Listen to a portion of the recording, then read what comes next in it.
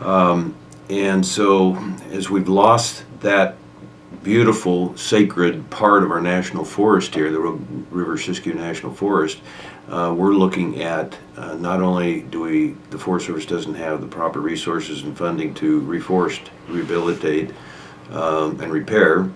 That is a big concern.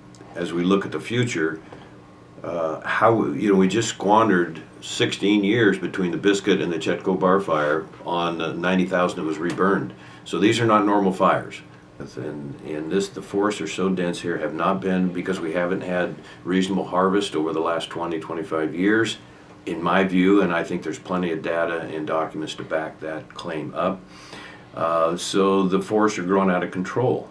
And in that, not only do we lose our watershed and our wildlife and fish habitat, of course, we compound the problem by destroying the wildlife through just, forgive me, but just sheer incineration. Because we're still mourning, we're still cycling all this. We're still worried about our communities, what could happen again in 2018, or maybe it's going to be 2019.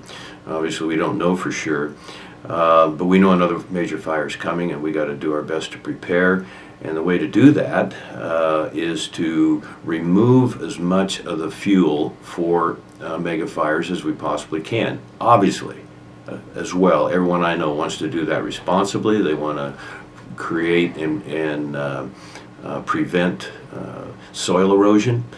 That goes without saying. But this is a timber community. And it is how we support our schools. It's how we support our law enforcement. It grows. Thank the good Lord, it grows so fast here. It's just really illogical not to take advantage of that and manage it well. Also, as you probably know, between Oregon and Washington, those two states, there's almost 7.5 million acres of wilderness. Nobody I know is opposed to that either as well.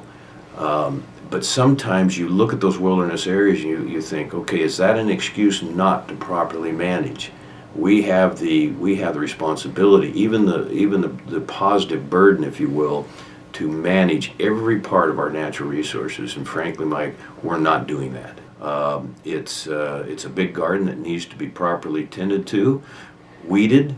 It's something that we can do. It's something we have to do. And if we don't harvest, again, we're not going to have the resources and of course the funding to properly rehab the forest. And that's the responsibility we have for the generations to follow. All we're promoting is a normal, acceptable, sustained annual yield.